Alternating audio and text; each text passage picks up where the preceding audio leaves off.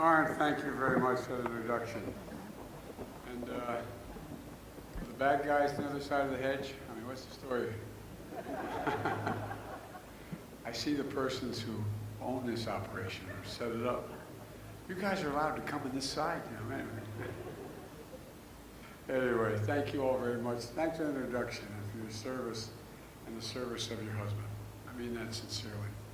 You know, I spent a fair amount of time, I guess I was in about 34, 35 times in Afghanistan and Iraq.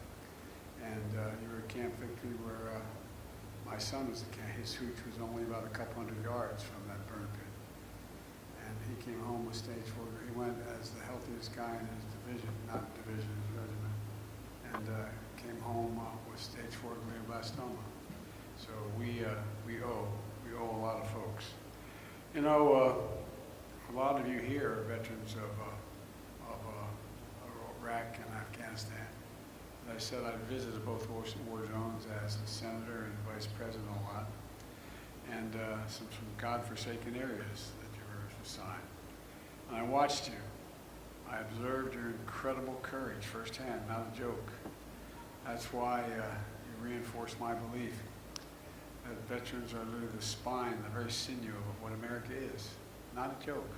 1% of you, 1% of you serve and protect the other 99%. We all owe you. You know, I just met a few folks who work with Jill, my wife, First Lady.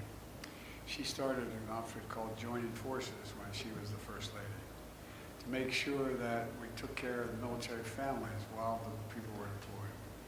What people don't realize is a whole lot of folks were deployed in those two wars who were in fact not career military. National Guard, we had a significant number of National Guard, almost at 1.50% of the fighters in National Guard. And you know, there are a lot of empty dinner tables at night. At least when you're on a base, you're with other people who know what you're going through. Most people had no idea that the National Guard captain or corporal was in fact deployed.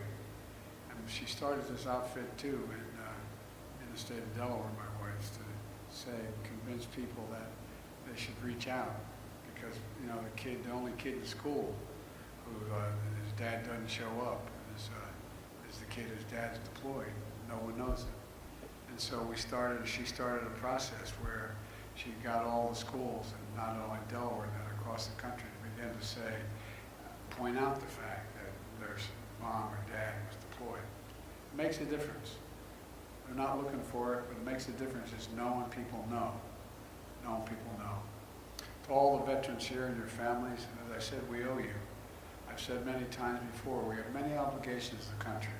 We only have one truly sacred obligation, and it's a sacred obligation. It's to prepare those we send to war and care for their families and them when they come home. That's a sacred, we have a lot of obligations, but that's a truly sacred obligation. Crosses party lines, crosses ideology, crosses everything. And you know, and that's what today's about. It's good to be here in San Diego County with Mayor Gloria and the County Chair Fletcher, and Congressman Scott Peters is a good friend, a great partner of my administration, especially helping reduce the cost of drugs as well as taking care of vets. Scott, your district is lucky to have you. And I want to thank Congressman Mike Levin. Stand up, Scott.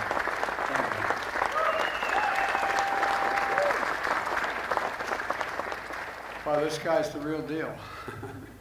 He's the real deal. And I want to ask Congressman Mike Levin, thank him for welcoming me to his district today. Mike, where are you? There you go. Mike.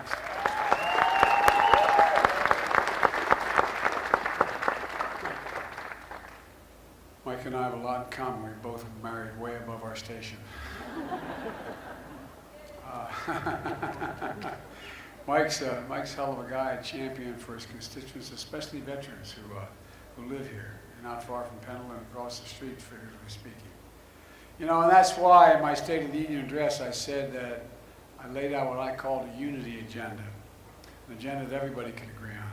4 big things. I laid a lot more, but 4 big things. 1, dealing with the opioid crisis. 2, the mental health crisis, the consequence of what COVID has inflicted on an awful lot of folks around the country. deal with cancer, because we can beat cancer. We're now going to invest in billions to deal with that, and supporting our veterans. And with the help of Mike, he's also vice chair of the House Veterans Affairs Committee. We signed 25 bipartisan bills that improve life for our care for our veterans and honor the service of those who sacrifice so much. One of those bills is a bill that renames the VA Medical Center in San Diego, and it renames it Captain Jennifer Marino, Army nurse who died while rendering aid under fire for an injured Ranger in Afghanistan. A lot of you been to Afghanistan. I've been to every part of it. It's a godforsaken place. It's a godforsaken place. My helicopter went down. I was with the commander as well as a couple snipers and a guy named Hagel, who later became the Secretary of Defense, and a guy named Kerry, Secretary of State. And they wanted to see where bin Laden had escaped through the mountains up in the Upper Konar Valley. So the Upper Konar Valley is nothing but rock, straight rock. There's no vegetation at all. Some of you have been there. And our helicopter went down in a snowstorm. We found a place to land that was an old path, and it was lucky that we had such great pilots. And it wasn't more than 10 feet beyond the width of the blades of the helicopter we had. And there's a picture of us standing in front of the back of the helicopter in the wash of the helicopter to stay warm. We hear F-15s fly over for proof of life. And then we got a photograph later. There was a group, Delta Force, chasing the Taliban 2,000 feet above us, carrying 60-pound packs. And I'm thinking to myself, God almighty, what these guys do. And then when we couldn't get down, they said we're going to have to get down, just go up about the height of the building at a grade about, I guess, I don't know, 30%. And we're struggling like hell to get up this shale, just to get over top of all of us. We thought we were in pretty good shape. I'm thinking to myself, those guys are a couple of thousand feet above us. Anyway, I just think that we have I don't think I know, we're the finest military in the history of the world. Not a joke. History of the world.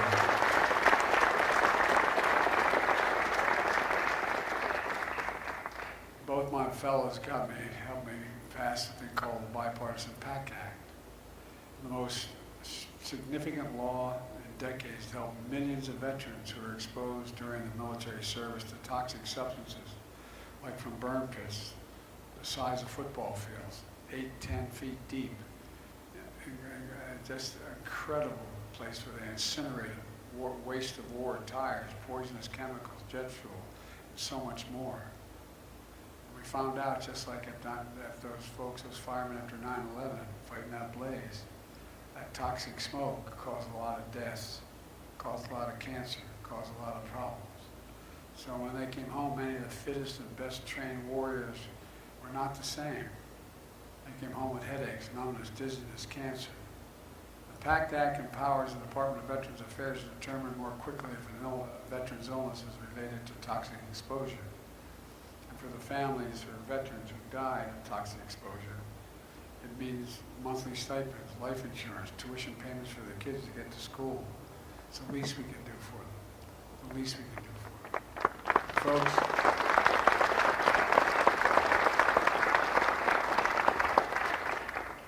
and I know some of you are even seeing whether or not you qualify or whatever you have.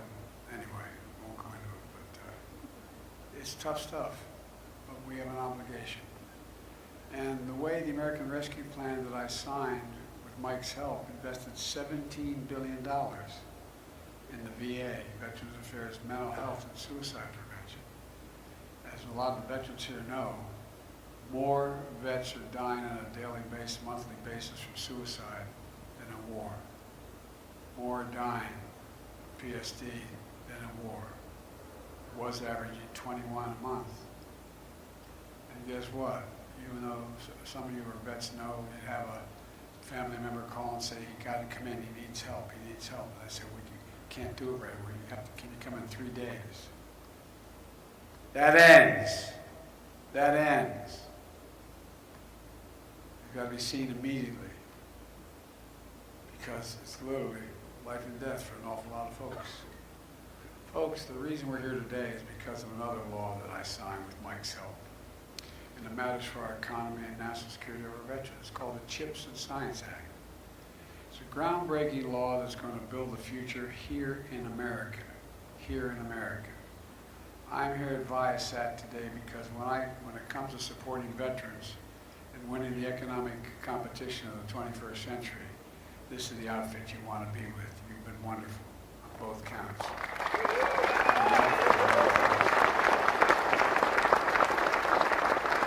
It started in 1986 by three friends, Mark, Steve, and another Mark in a garage. You all do a hell of a lot in garages out here. You know what I mean? That's amazing. I don't know. Everything starts in a garage. That's why I wanted to move to San Diego, buy a garage. But literally, it started. Now it's a multi-billion-dollar company with thousands of employees, and over 700 of those employees are veterans. This company's been really reorganized nationally recognized by the Department of Labor as a leading workforce place for veterans. Look, we're building satellites, communication network, powering everything from high-speed internet for homes and businesses to in-flight movies and commercial airlines and airplanes.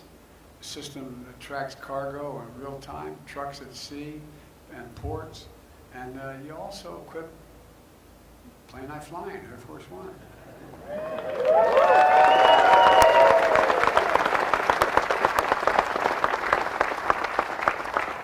And other Air Force aircraft. I often say, they say, what's the best part of being president? I say, the plane doesn't leave till you get there. That's the best one. But you're in real trouble if you're not on time. What you do here at this company really matters. So much of it depends on semiconductors, those tiny computer chips, the size of a fingertip, that power our everyday lives and power more and more what we need. Smartphones, automobiles, washing machines, hospital equipment, you name it. America invented these chips. We went to the moon. America invented the computer chip. And then we led the industry for decades. Then something happened. America stopped investing in America. We stopped investing in America. American companies went overseas for cheaper labor. American manufacturing got hollowed out. And today we're down to producing 30% of the world's chips from 30% to only 10%, despite leading the world in research and design of new chip technology. But we knew we had to do something to change that. I knew we couldn't rely on the supply chain, because whether it was a pandemic or political decisions made in China, Taiwan, other places that were not going to sell us the chips. It was having a profound impact on a lot of companies, including this one, and our ability to make these chips. That's why I worked so darn hard to write and pass the CHIPS and Science Act to turn things around. And it has had and it has in a big way turned things around. We learned what I did. I contacted a number of the leading companies in the world and in the United States and said, are you more inclined to invest in something you need if the federal government's making a significant investment? It's not state planning. Are you inclined to do that? And to a company, they said yes. We learned the companies will follow if the federal government invests in industries that we know we need, and we're prepared to help it. That's the message I got from a large number of CEOs in the Fortune 500 companies. So the CHIPS and Science Act invests $52 billion to supercharge our efforts to make semiconductors here in America. It's stimulated an enormous response, unlocking private sector investments across the country more than ever before in such a short time. Hundreds of billions of dollars. I was just in Syracuse, New York, where I went to law school. And the company called Micron is investing $100 billion to manufacture chips, the biggest investment of its kind ever in American history. $100 billion. Before that, I was down a little further down in the middle of New York, and an outfit called IBM. They're investing in these chips for serious anyway, I won't go through them all. But, 10,000 jobs at that facility in Syracuse, including construction. And it generates 50,000 jobs across the community. Because all these people working at this place, they go places to eat, they get their hair cut, they buy cars, they do all the things they need to do. Intel Corporation. Intel, we decided to invest, and I spent time with the CEO down there outside of Columbus, Ohio, making $20 billion investment to start a semiconductor facility on 1,000 acres, what I refer to as a field of dreams, just outside of Columbus. It's going to create thousands of jobs, construction jobs to start with. How many union guys here? Guess what? Everything I do is all union, prevailing wage. Because it generates a lot of activity as well. You go down the line, IBM, SK Corporation, other companies, even foreign companies are investing tens of billions of dollars, making us once again the hub of advanced manufacturing. And where is it written that America can't be the leading country in the world for manufacturing? What the hell happened to us? Well, now, just since I've been president, we've created 700,000 new manufacturing jobs thanks to those two congressmen. Not a joke. The fastest rate in 40 years. And here's the big difference. Instead of us sending jobs overseas because the labor is cheaper and buying the product at home from there, we're sending American products overseas, and they're buying them. That's why our trade deficit is so enormous. We're making enormous progress. We are once again supplying the world the things they need. That's why the economy is changing. The focus on each of these investments is what Mike is really focused on in training workers, hiring veterans, jobs, pays, prevailing wage, union jobs, good paying jobs that don't require a college degree. Intel says the average pay for their running their factories, and they're employing thousands of people. The average salary, we don't need a college degree for, is $124,000. $124,000. And look, and we saw it during the pandemic. When factories that make these chips shut down, the global economy comes to a halt, driving up the cost for everyone and families. As a matter of fact, 1/3 of the core inflation due to last year, 1/3 of it was because of the price of automobiles. Why? They couldn't get computer chips. They had to shut down their lines, fewer cars being made, prices went up because they're in short supply, because of computer chips. That's the reason. Well, that's all changed now. I know it's like standing here with this great corporation, it's like preaching to the choir. Folks here know this more than anybody else. We need these chips to build most everything that it makes right here. Instead of relying on chips made overseas, it could be delayed because of a pandemic or some global disruption. Now they're going to be able to have those chips available on the spot. It's a game changer. Thanks to this law, this company hopes to significantly grow its global business and hire more workers in the next 5 years. And here's another thing.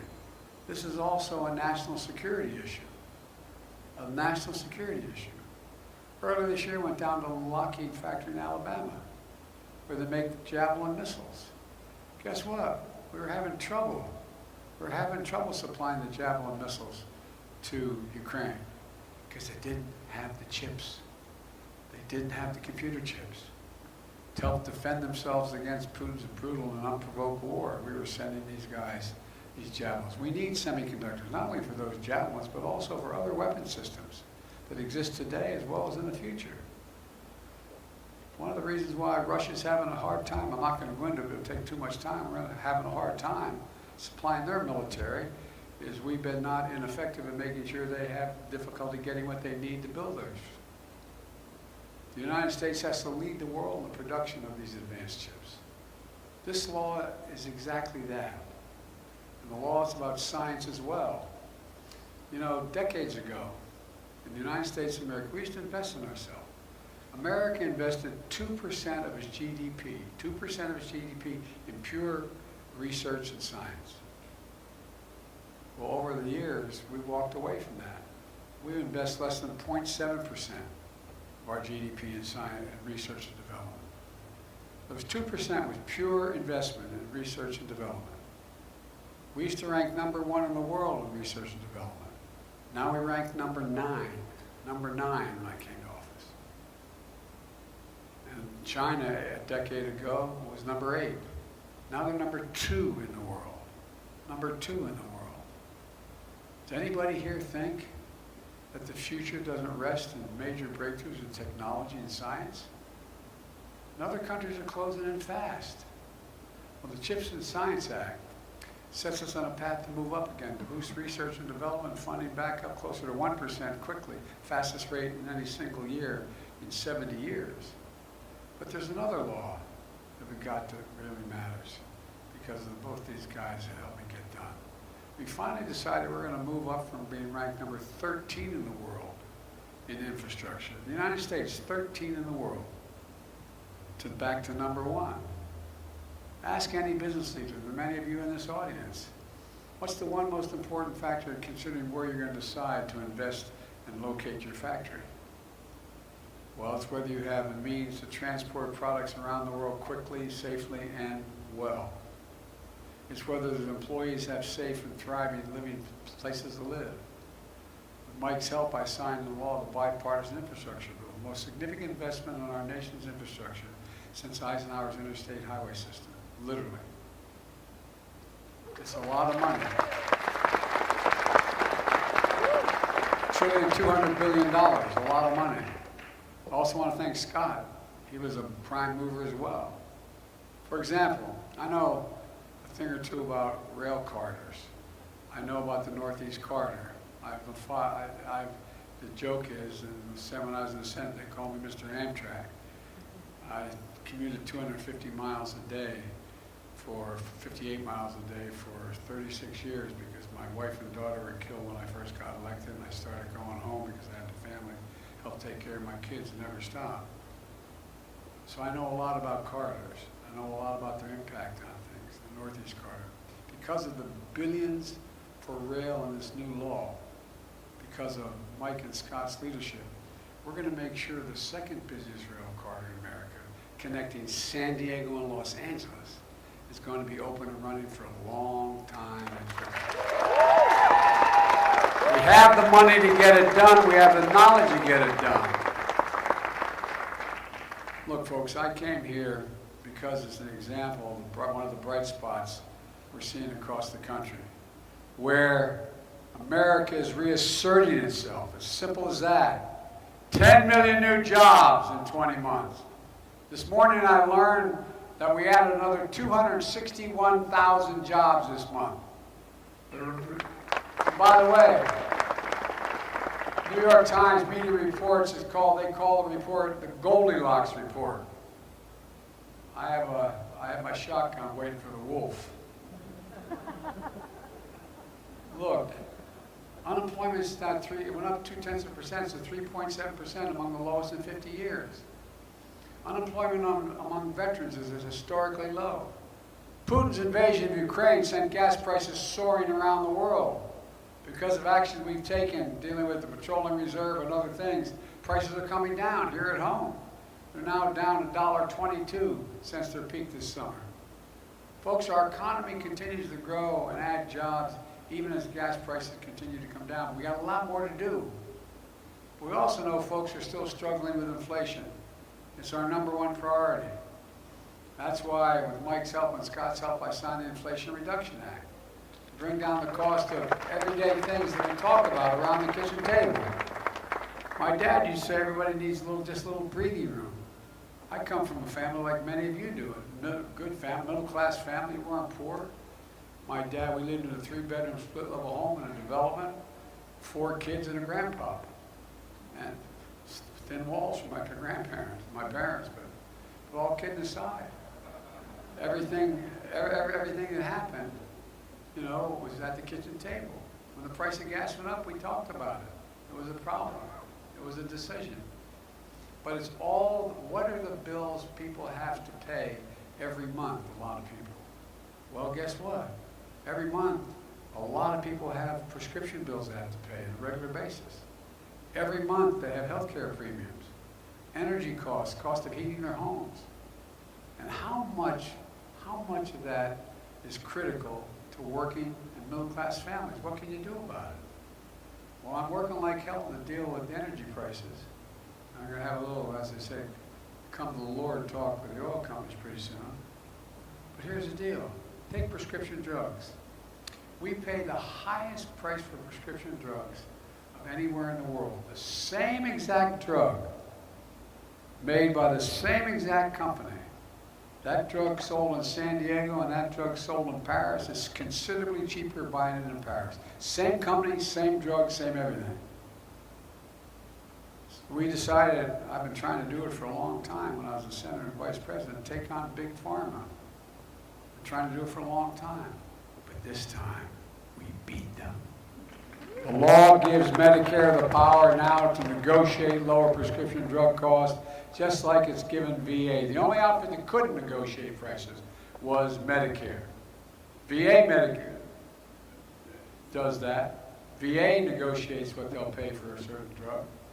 We're also capping seniors' out-of-pocket costs for prescription drugs beginning January 1st at a maximum of $2,000 a year. Even if they're paying $10,000, $12,000 for a cancer drug, they will not have to pay more than $2,000 a year, period, for the drug. It's a life-changing event for many seniors. By the way, the other thing is that Big Pharma continues to raise the price of their products above the cost of inflation without making a significant change in their product. Guess what? They're now going to have to write a check to Medicare to cover the difference between what they charge and the price of inflation. Folks, you know, by the way, last year they raised the price of 1,200 everyday drugs you all take. 1,200 particular drugs. Faster than the rate of inflation and faster than any time in history. Beginning in January, that stops. We're capping the cost of insulin. Many of you know people who are dealing with insulin for diabetes. They pay somewhere between $400 and $700 a month. You know how much it costs to make it? I spoke to the guy who invented the insulin. He said he didn't patent it because he wanted it available for everybody. It cost $10. T-E-N, 10. Counting packaging, 15 bucks. So guess what? We capped the price at $35 instead of $400 because people are going to be able to take it. And I'll bet you know somebody. I was in Virginia doing a town hall. A woman stood up and she almost started to cry and mention. She said, I have 2 children. Both have type 1 diabetes. We have to split the insulin. I can't afford it. I can't afford the insulin. Capping the cost of insulin, as I said, for seniors in Medicare at $35 a month to deal with their diabetes instead of that $400 like so many are now paying. In addition, we're making the biggest investment ever to deal with the climate crisis. I know you all know there's no climate problem. I know you know that. That's why I spent a lot of time in Arizona, New Mexico, California, all through, flew up and down the state with your governor and those wildfires. I know they just happen. Come on. We finally got to the point where no one's denying we have a climate problem. I was able to get not all I needed, but $369 billion put in that bill.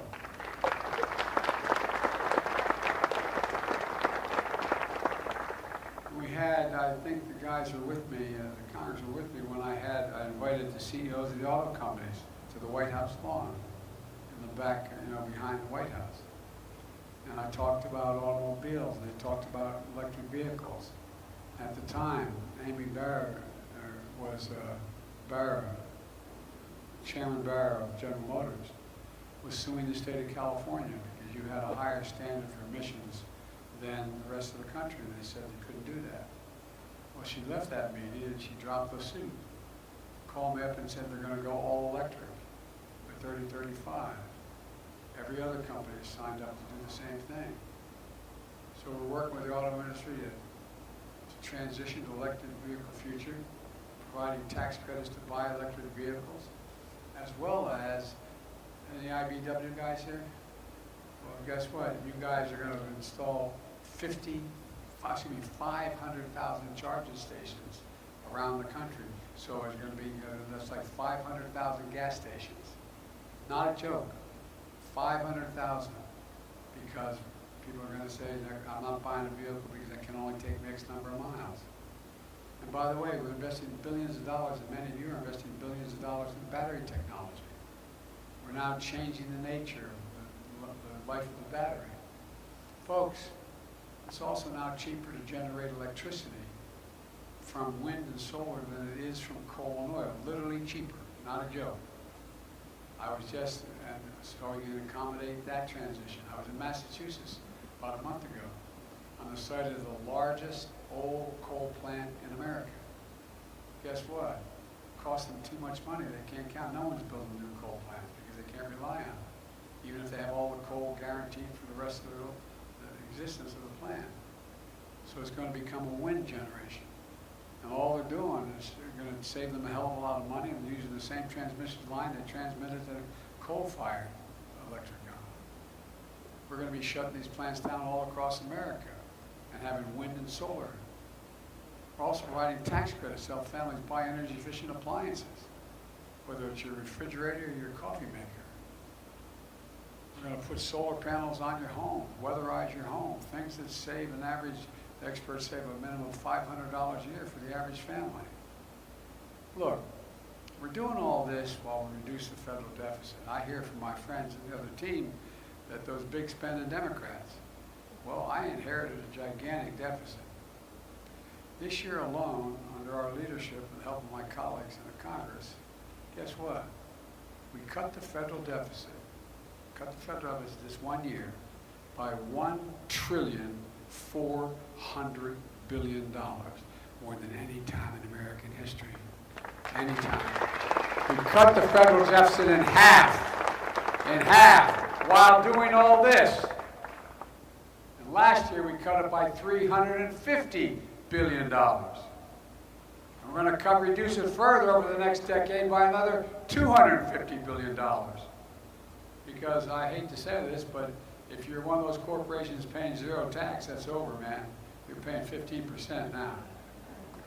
And look, a big part of that is because we're making sure the biggest corporations, and by the way, I'm a pro-corporate guy. I come from the corporate capital of the world. For all I know, you all are incorporated in Delaware. I don't know. Are you? More corporations are incorporated in Delaware than every other state in the union combined. And I got elected 7 times, so I'm not anti-corporation, but I am everybody paying their fair share. Look, the biggest corporation are going to have to pay a minimum 15%. Look, the bottom line is we made a lot of progress over the last 20 months to build the economy from the bottom up and the middle out instead of the trickle-down economics that failed us the last 40 years. And we just have to keep going, in my view, to bring down inflation while we keep the market strong, to help investing in ourselves. As president, I will not accept the argument that says that our problem is that too many Americans are finding good jobs. My father came down from heaven and strangled me. Or that too many working people finally have dignity in the working place. Or that our largest, most profitable corporations shouldn't have to pay their fair share in taxes. I'm going to continue to work for economy and build from the bottom up and the middle out. Let me close with this. I know it's been a rough 4 or 5 years for an awful lot of people in the country. So many small businesses went out of business. So much has happened. Many folks are still struggling. But like I said, there are bright spots where America's reasserting itself. Look around at all of you and our nation veterans. I've never been more optimistic about our future. With the young people in this country, from 18 to 30, we're the best educated, least prejudiced, most engaged generation in the history of America. Look, our best days are ahead of us. They're not behind us. We just remember who in the hell we are. We're the United States of America. There's nothing, I mean it, there's nothing beyond our capacity, nothing beyond our capacity if we work together. We're the only nation in the world that's come out of every crisis stronger than when we went in, and we're going to do it again. So God bless you all. May God protect our troops. Thank you. Thank you. Thank you.